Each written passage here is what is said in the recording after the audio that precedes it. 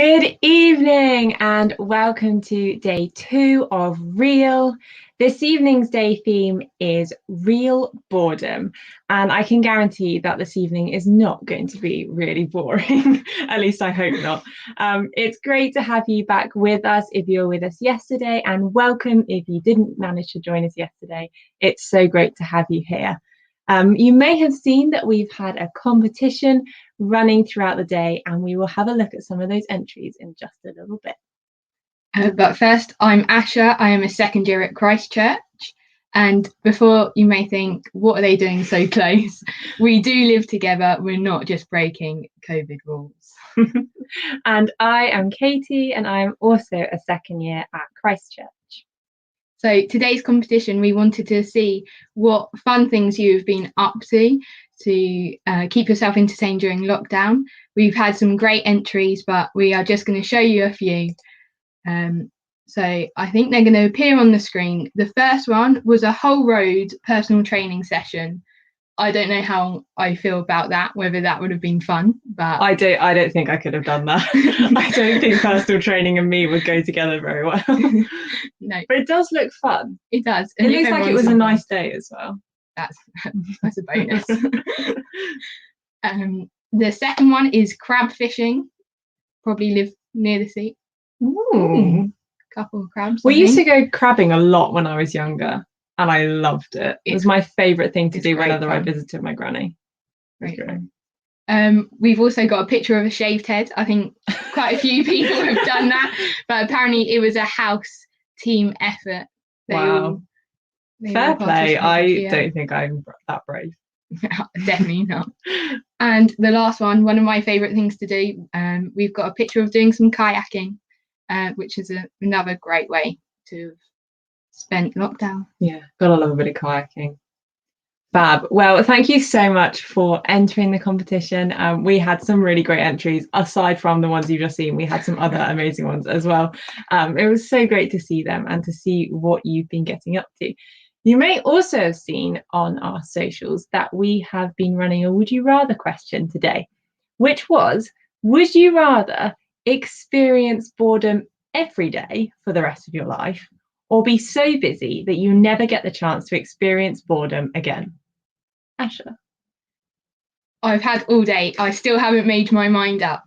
I think it depends how long I'm going to be bored for, because I don't like being bored, but I quite like just being able to chill. But then I don't want to be really bored, and I'd rather be busy. I haven't made my mind up. I just don't think I could deal with boredom. I just want to be busy. And see, this is my question.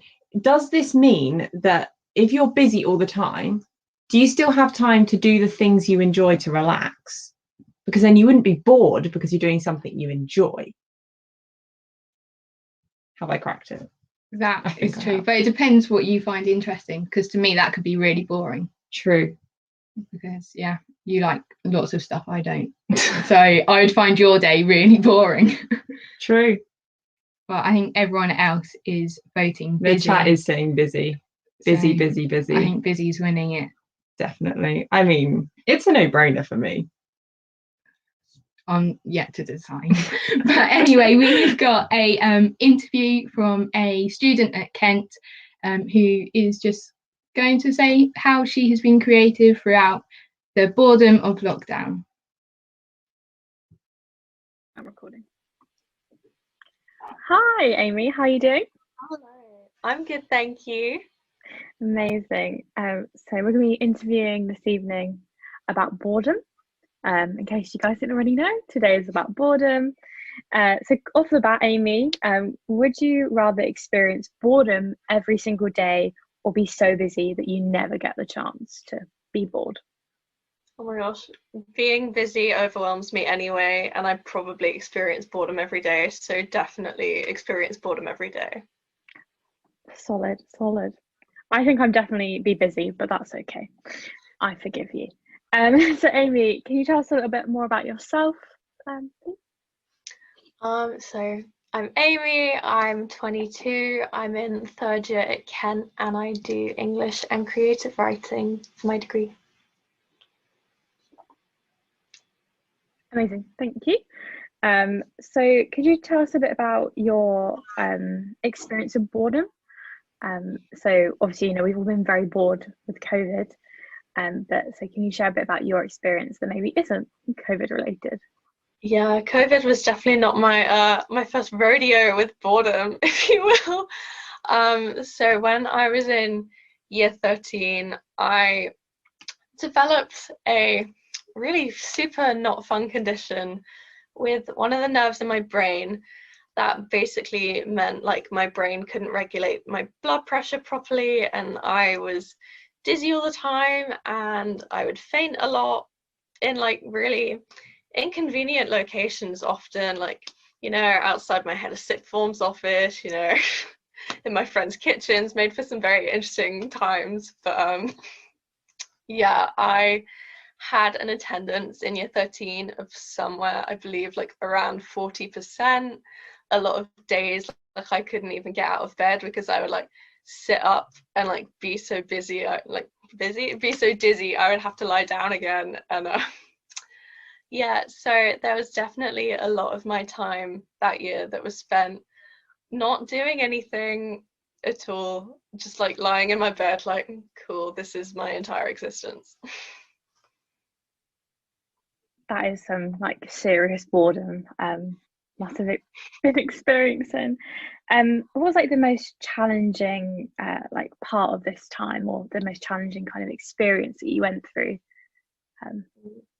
I think the boredom was like definitely a part of it. Like it was so disheartening. I couldn't just like go out and live my life and like see my friends and go to school, like the most basic things we like hate doing, but like, it's part of life. We don't appreciate it until we can't do it. That was very disheartening for me. And just out of the boredom, I had a lot of time to be terrified of the future, like what happens that my school is only letting me do one A level. How am I going to get to uni? Am I going to be sick for the rest of my life? And like, how am I going to do anything when I can't leave my bed half the time? Yeah, for sure. But you did end up at uni, so I'm here. definitely positives through that. So yeah, speaking of like positives, kind of what helped you get through, and kind of how do you think that whole experience would be different if you weren't a Christian? Well, the first thing, despite the boredom, I did come to appreciate some aspects of it. It absolutely sucked being ill, like there's no denying that, but it did give me a lot of time to kind of figure out myself, when I couldn't be out in the world and like, living my life. It kind of just made me be like, who am I? Like, what do I love doing? And like, one of the things I love is writing. And like that year was probably like really formative in solidifying the fact that I love writing, like it's one of my passions, and like now it's my degree. So that was really cool. But also the one A level I did end up doing was RS, and one of the two modules I was doing for that was John's Gospel. So out of everything I had to do in my life, the only like part of the only thing I had to do was read the Bible. And actually, that year had been so tough on my faith. It had been like a big kind of conversation with God, like, why are you letting me be sick? Like everyone else is meant to be like, well, everyone else is living their lives and I should be with them. Like, why have you allowed this to happen? But actually, just reading, the goodness of God in John's Gospel, when Jesus like makes all these promises and talks about his relationship with us and performs all these miracles, that was one of the like little strings of hope that I had through that, and probably like I don't know, saved my mental health, kept me going, made me not completely give up on everything, basically. Thank you so much for sharing that, Amy.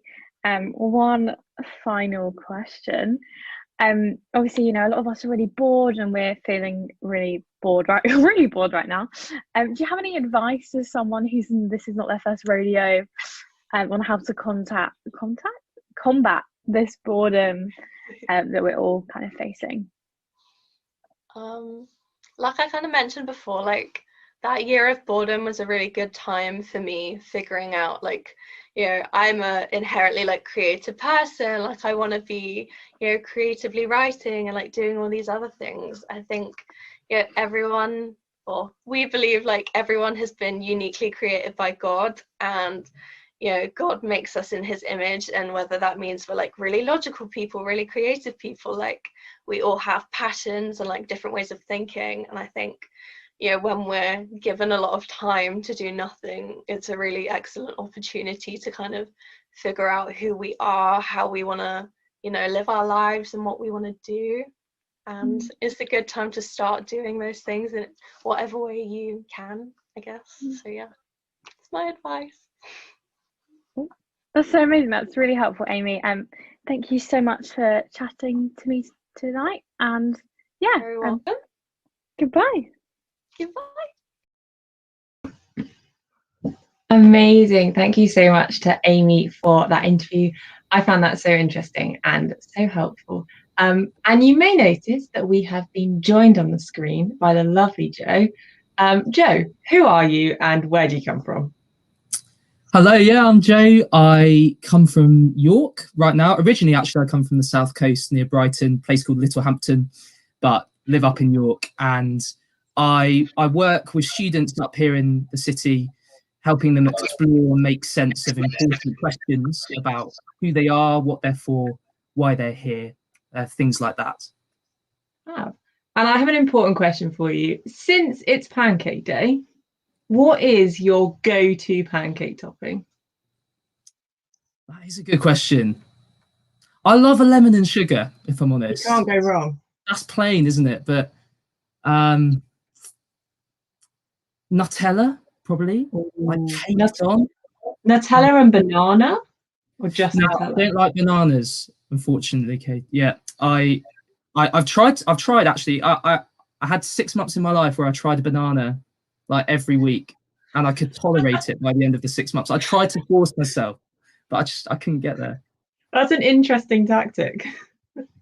Well, I thought, Well, the calcium is too much to give up.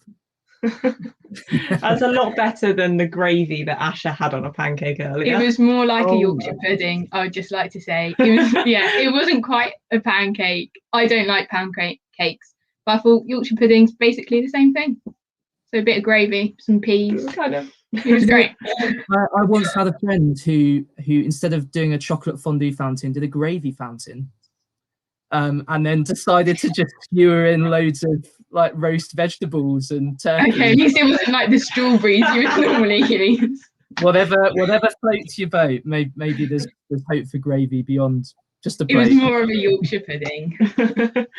And Jo, how would you answer that would you rather question we were talking about earlier? Would you rather experience boredom every day for the rest of your life, or be so busy you never get the chance to experience boredom again?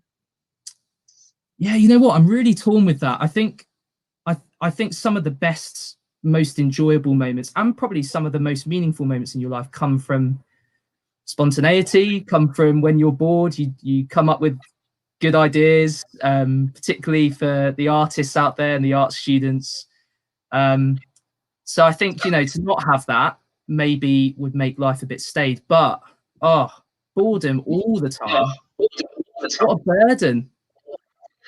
I think I'll go with busy.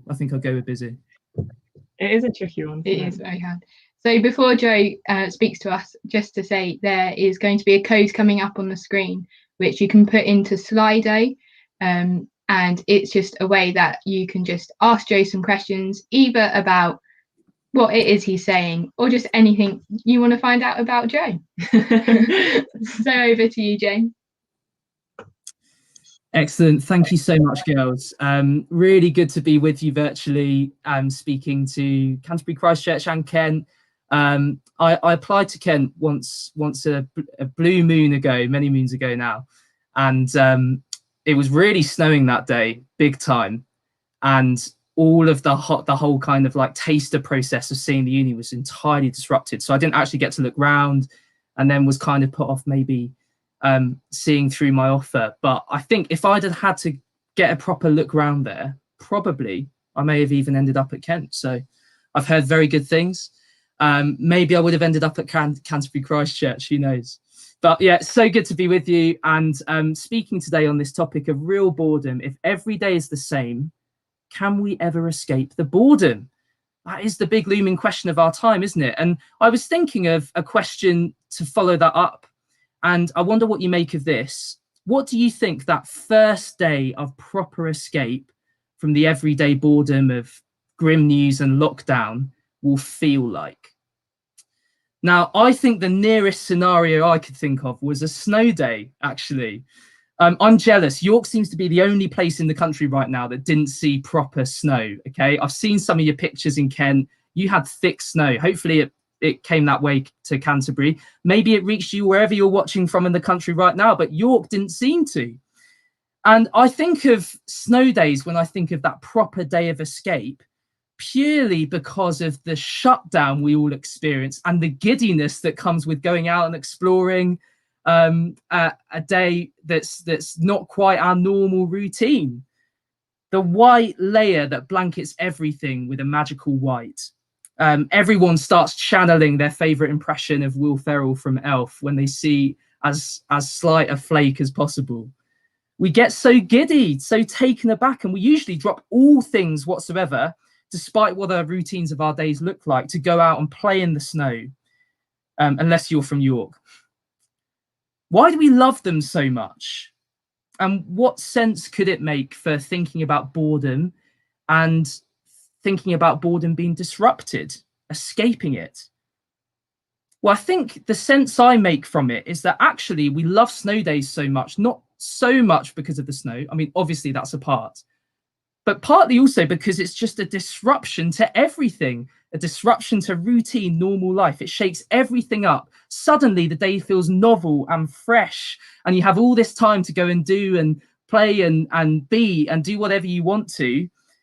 And it turns to slush, it's slippy, it's cold 2 or 3 days later. But for that one moment, suddenly everything feels disrupted, novel, fresh, certainly not boring. And I think in common with thinking about the lockdown and thinking about us being restricted, often we think of lockdown at the start, when we all first went inside and stayed inside, as quite novel, didn't we?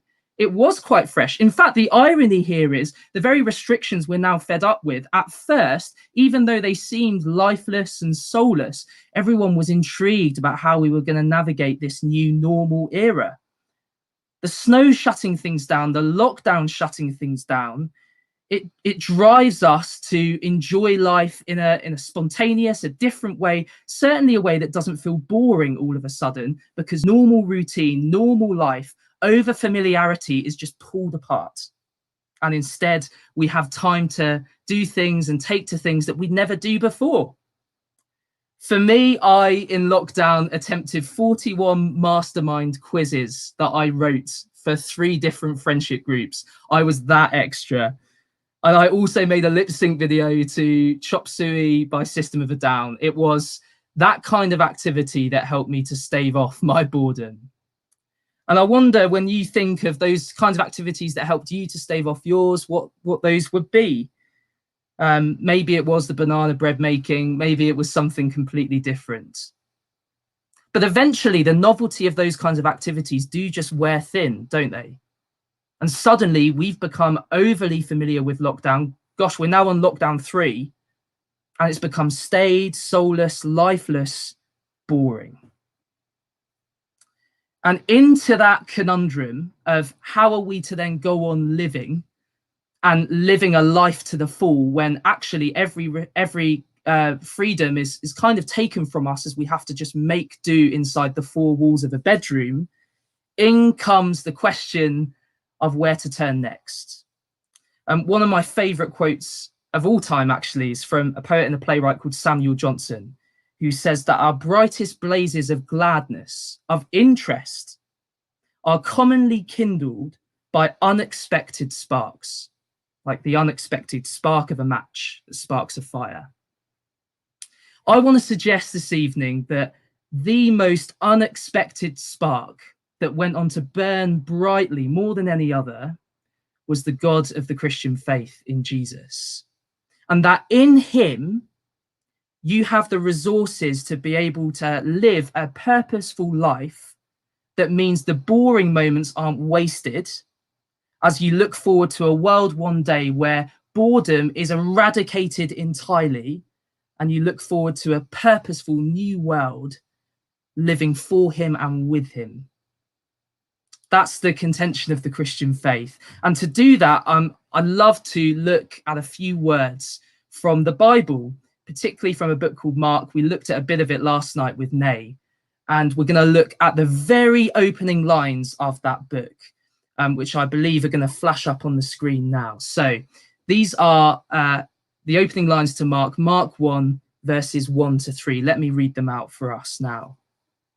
The beginning of the good news about Jesus the Messiah, the Son of God, as it is written in Isaiah the prophet, I will send my messenger ahead of you, who will prepare your way, a voice of one calling in the wilderness, prepare the way for the Lord, make straight paths for him. Now, that might seem weird, religious, strange language. And if that's you, hey, I want to just sympathize with you a little bit. I didn't grow up in a religious home. These kinds of words would have felt very foreign, very strange to me once upon a time. But I've since found life in all of its fullness, even in the midst of lockdown, in this Jesus that Mark brings up. And so if that's you, I'd encourage you, just come to these words with an open mind. Let's look into the story together and see what we can fathom and what maybe you might be able to get out of it. The Jesus of the Christian faith here is called the beginning, the good news. That's how this story starts. But the story starts even before this book. The Bible goes back right to the Old Testament. It's a library of books. This book, Mark in particular, is an ancient newspaper. It introduces us to the life and times of Jesus. But the backdrop to this story is a waiting game, the like of which our lockdown boredom could not get close to. It's set in a cultural moment in the story of God's people, where for over 400 years, they were left waiting for a new beginning, for an escape from the new normal they were used to. For thousands of years, God's people before had had a hot, cold relationship with God. He'd constantly pursued them and called them back to him. And time again, they walked out on being God's people. And God, full of forgiveness and love, would go after them, offering them the new start he knew they needed. And that's where the opening lines to this story in Mark pick us up. It starts with the beginning of the good news about Jesus, the Messiah. Now, I don't want to understate just how dramatic this line is if you were a first century, particularly Jewish hearer in Palestine at the time. The beginning of the good news. This is the new beginning they were after for 400 years. It makes our up to nearly a year of lockdown, of waiting and disillusionment just seem almost pathetic. It makes the 30 years that Liverpool waited to win the league nothing like this 400 years. This is a people really set in disillusionment, in dismay, crucially in lethargy, in boredom, as they waited and longed for a coming new beginning, a fresh start. And we see that actually in this first line as well. In these first couple of lines, we read of words like wilderness in verse 3. Now, wilderness, just stew in that word a little bit with me, why not? Even if you're not religious, maybe you can imagine the kinds of things that word would throw up. Dryness, wastelands. Another translation puts it as desert. And when we think of boredom, that's exactly the kind of thing we think of, don't we? We think of a lack of life. We think of a waste. We think of not quite living life to its fullest. We think we could be doing something better with our time. And that's exactly the kind of wilderness type mood that captured God's people at this very moment this verse came. And on top of this, then, we have beginning good news. We have an amazing, fresh, positive new start that dawns for God's people here. The beginning actually used at this stage is akin to the kind of beginning that's talked about earlier in Scripture in the Old Testament. And beginning in the Greek here, both outside the Bible and inside, was akin to receiving good news from a messenger after a victory on a battlefield. It had a military and a political aspect, but this is getting to something much, much more. The beginning here in the Greek captures release, freedom, and peace in the midst of things that feel like they drag and feel stayed. Isn't that exactly the kind of good news that we want to dawn on us right now in the midst of our lockdown? We might be refreshing BBC News apps all the time, trying to wonder together what the next hope could be, whether the vaccine will come soon enough for us to open up in the next couple of months and to get the life back to normal. And even beyond that, we've got the afterthought of the economy and what might happen there.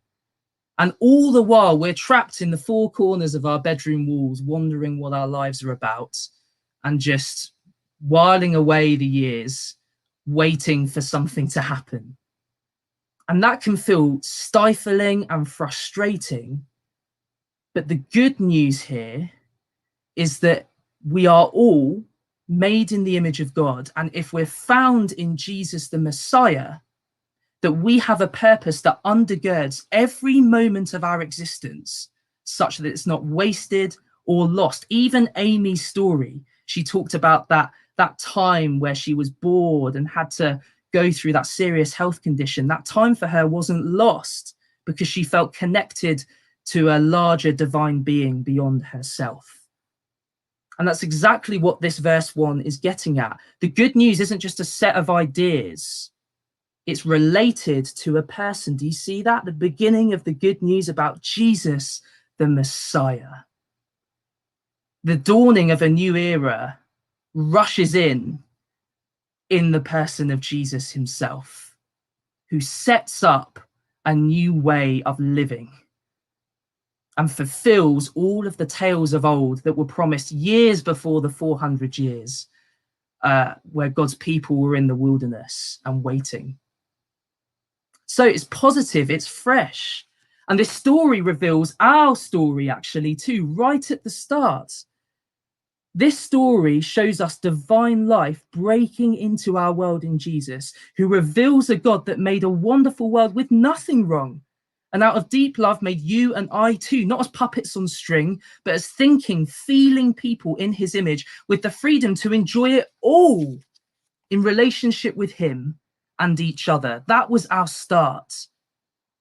And it's no wonder then, if we're a bit like him, that we should from time to time, even if you wouldn't consider yourself religious, because you are made, so says the Bible, in his image, actually you look and feel things a bit like him. Feelings for something larger than life itself. We see that in our 2020 longings for justice causes, for vaccine hopes, and for the world to return to normal. We see it in just wanting to escape everyday grind and boredom. Maybe we see it most actually in all of the texts and the TV shows and the books and the Netflix that we've escaped to try and stave off our boredom in lockdown. It's that kind of weird thing of seeing yourself in Spider-Man or Frodo's shoes as you get so swept up in the story of a Marvel or the Lord of the Rings that you kind of wish it was real and that it would go the way of good at all costs. These feelings and longings are for something larger than life itself. And the Bible would suggest, not just in a 2D Disney sense, that these things actually sneak up on us and they're longings for our true home, longings for good to win out, for triumph over evil, to point to something more and real and good, which is the backdrop behind everything that we consider valuable now. We see these in the joyful moments in our everyday too that we long to have back. The moments of side-splitting laughter with a friend where you're giggling but you don't know why. The colour and warmth of a hot summer's day where the barbecues and the beers come out and everyone's happy because football's actually coming home this time. Or in, just given we've passed Valentine's Day, maybe those special moments with a loved one at that time of year. Whatever it might be, these moments are the things that seem like they make life worth living. The best kind of I can't quite believe it anecdotes down the pub, the greatest of mates, family holidays, hobbies, ambitions for our lives. We feel like these things make life worth living. And the not so well kept secret is that we're drawn to these things because actually we're related to the God of the universe, who is himself the source of all light and life and joy, that swallows up our boredom and gives us new, enriching meaning. The Christian story says, actually, if you were to trace all of those things that you love about your life and you look forward to once you escape boredom, you trace them back to a God of light and love and life who warms everything. And he reveals himself here in Jesus, the Messiah, the one who is king. That's kind of what Messiah means, who comes to bring about a new rule and reign with all of the good things of this kind of vibe that we enjoy in our lives, but sat under God's best and orchestrated by him. But that's not only his thing here, Jesus. Actually, Jesus would look forward to a cross. And in looking forward to a cross, would be the most purposeful human being that ever lived, such that he would give up the very comfort that he would need to even entertain boredom as a prospect and receive suffering in our place to bridge us back to that God of light and love and life behind everything. He's the one we turn to. And indeed, he's the one that John the Baptist, this character in chapter 1, rolls out the red carpet for. He's the one that prepares the way such that we could follow, clutching on to Jesus' dovetails and coats and go the whole way to an eternity with him.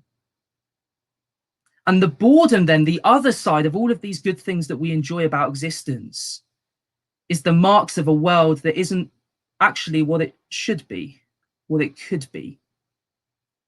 See, if you were to read through this unraveling story of Mark, you'd see us walking away from a God who made us and loved us and wants us to be with him forever.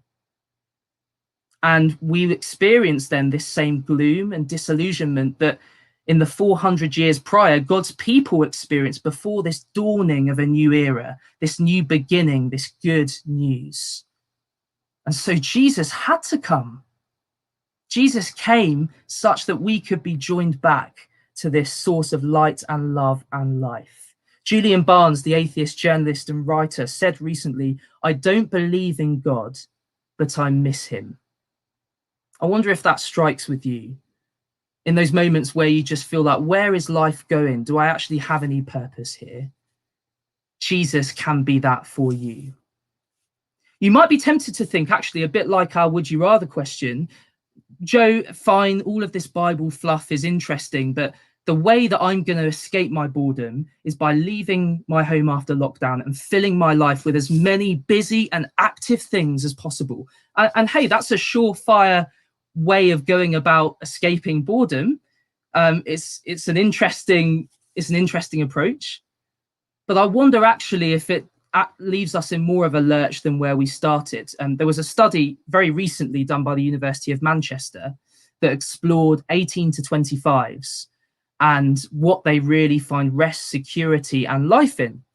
It was a study done by Siemens Mobile, and it talked about under 25s in particular not being able to settle and filling their lives with all sorts of distractions. And maybe we can relate to that in lockdown.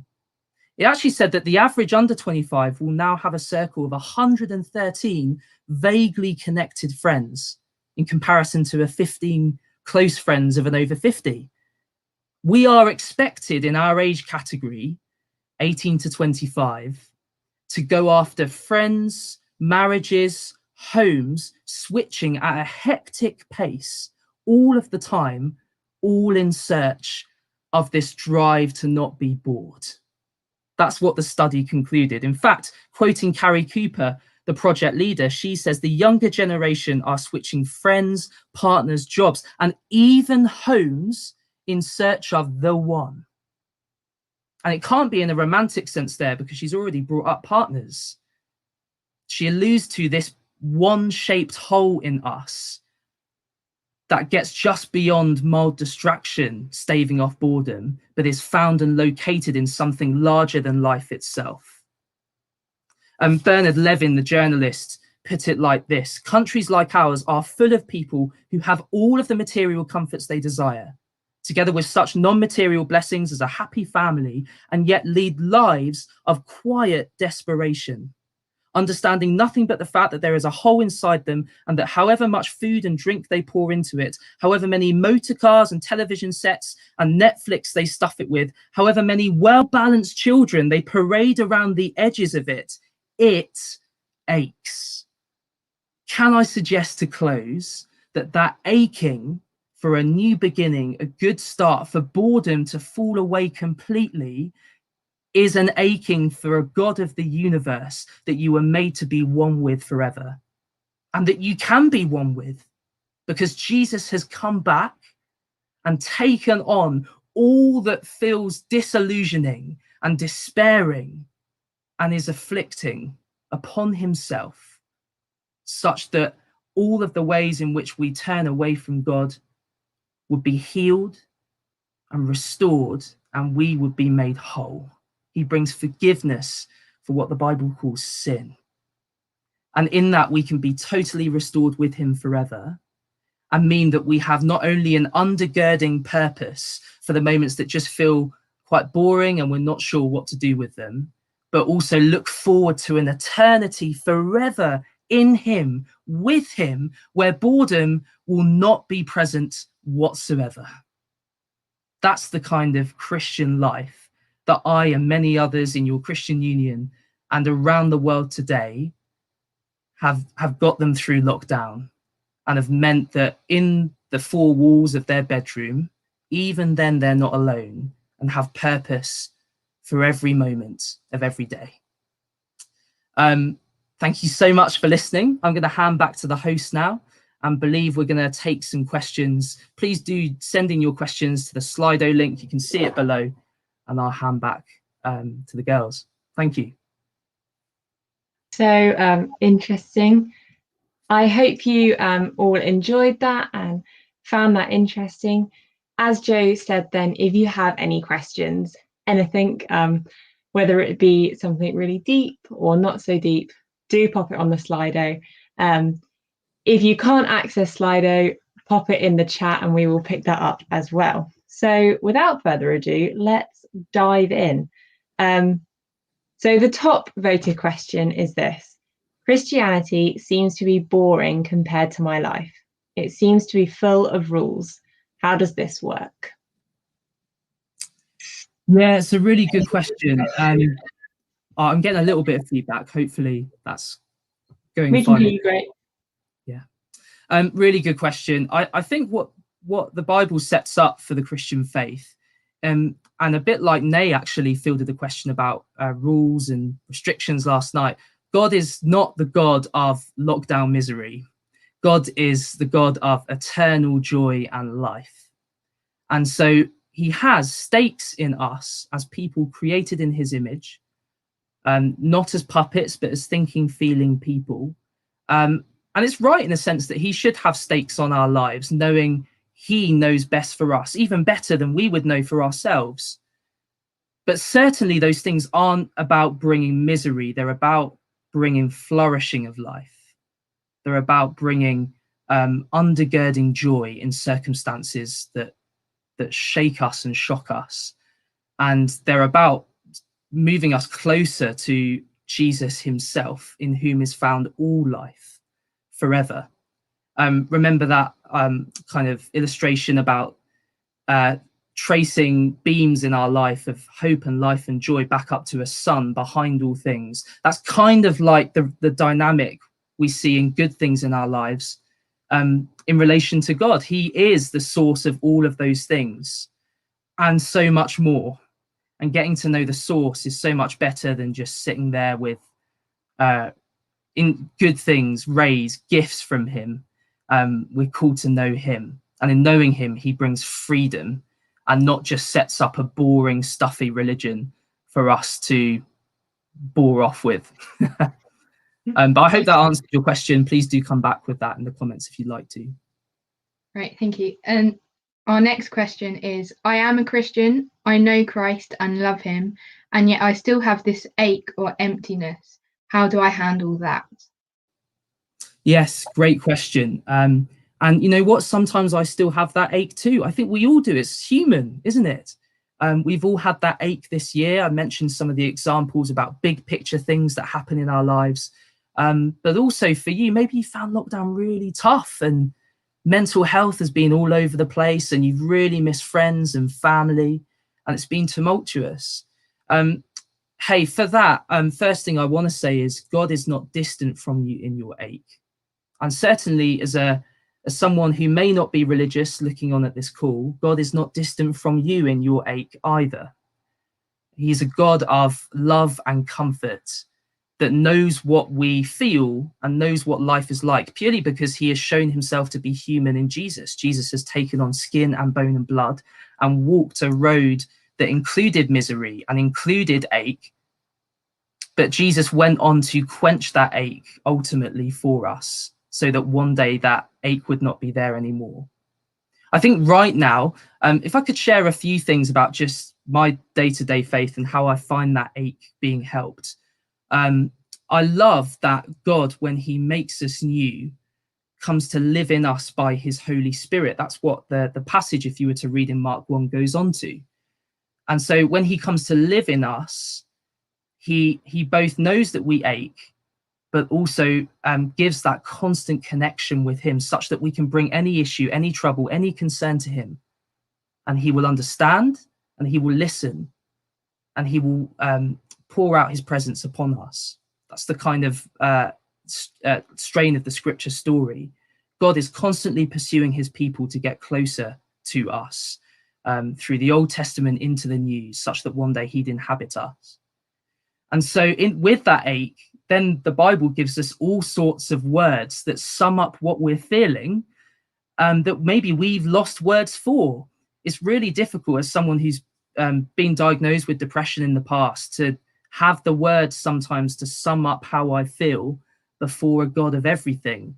And I turn to books in the Bible called the Psalms, which are songs and poetry, and they give me a vocabulary for speaking back to God about my ache that I just didn't have before. And I think I'd be lost. I'd be a total mess without that kind of language and communication, and also hope in Jesus that one day that ache will be totally filled and restored. But for now, I hope that helps. Fab, thank you. That's so helpful. Next question. I feel like there is something missing in my life. I really relate to this desperation for something more. Could this be God? Wow. Well, newsflash, I'm going to say yes. But I'm going to not just give it a simplistic answer. I think the ache behind everything, if it is true that there is a God of light and life and love behind everything, means that this ache we feel should expose our longing for this God. It's part of it. It may not be that we ache directly for God when, say, we, I don't know, are hungry for food at 5, or we ache because we miss a friend in a different location in the UK. But part of that ache, that feeling that something's missing, is there to encourage us to trace back those longings to a God in which all of those longings are met. And that's what I did when I was 17. I didn't come from a religious home. I felt that ache quite severely at times, having been through I went through an eating disorder, a breakup with a girlfriend. I constantly put my significance and identity in things that I thought would fulfill me, and they just left me running dry. And I called out to God, much like one calling out in the wilderness, maybe, and found that this God that was introduced to us in Jesus, that John the Baptist sets up, that rolls out the red carpet, as it were, he stepped into my life and made me new, and in a sense healed my ache, and it gives me hope for an indestructible future, one where I can make sense of the boredoms now because I know they're part of a bigger story, but also I can make sense of the highs that I gave examples for earlier, because I know that they are gifts from a good God who is full of joy and full of life and full of love. So I hope that helps. But again, please do come back. Great. Another question. Why should I think about Christianity now when I can enjoy my life first? Wow, yeah, really good question. I think, and I'd be interested to, I'd want to have a discussion with you. I think it's quite difficult, isn't it? These like voidless faces just out in the blue. But I think it's a wonderful question. I'd love to hear where you're coming from with that. I think I want to ask about some of the assumptions of what looking into God is even about in the first place. If God is actually there and exists and is true, it means he does have a stake on our life, in a sense, whether we like it or not. But more than that, the God of the Christian faith and my Christian faith isn't just about me getting to heaven. Like, I can do the stuff in my life now that makes me feel good, and then once I've done all of that, I can then have eternal good, knowing I'm going to this heaven place because Jesus has paid the price on the cross for me. It's not so much about that. I think once you get to know the Christian God, you're introduced to a God who takes the heavy burden of working out who you are and what life's about off you, that is your comfort and peace in the most destabilizing of suffering, that pours out life and joy into it through the community of church believers and Christians around you in the CU or at uni that you never had before. And crucially then allows you to find a new amplified joy in the things that you already desired doing before you became a Christian. Now, some of those things will look quite different. Some of those things God has, as I said, a stake in, so calls us to live differently in. But I've certainly found, I think, more joy from stuff that I still enjoyed doing before I was a Christian now. Maybe one example of this is I'm an English student, graduate. I loved writing. I loved writing music before. I was in bands like cringe Battle of the Bands, headlining type bands. And I look back on all of that now, and I really think, hey, God has wired me in a way to enjoy music and enjoy words and enjoy writing. I credit that to him. Since I've become a Christian, I think I enjoy music more.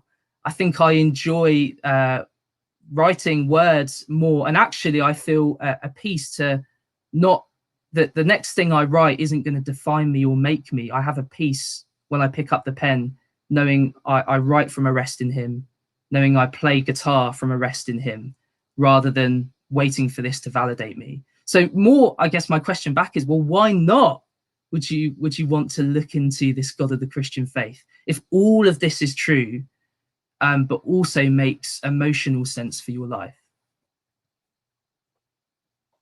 Great. Well, thank you so much, Joe, for coming to talk to us, answer our questions. But now it is time to reveal the winner of today's competition.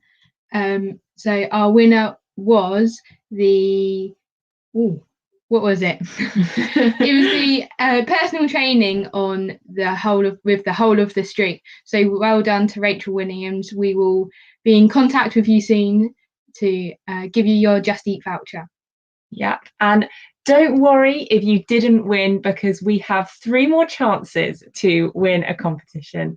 There are going to be more competitions throughout the week, so check back on our social media tomorrow to find out what tomorrow's competition is.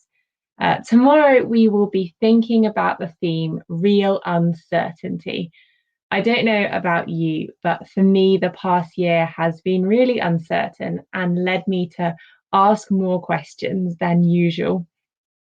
And so we will be hearing from Nay again, who we heard from yesterday, to hear more about that theme. And don't forget, if you are an international student or you have any friends who are international students, we also have Zooms running every day at 5 p.m. for international students, especially, where we talk about the same theme, but in a slightly different way. Right. So if you would like to find out more, head over to our Instagram or Facebook at Real Canterbury, where there'll also be a link to our website where you can give a bit of feedback of how you have found today, or if you didn't get your answer questions but would really like to know the answer, we would love to hear from you. But thank you so much for joining us, and we really hope to see you again some point this week. Bye.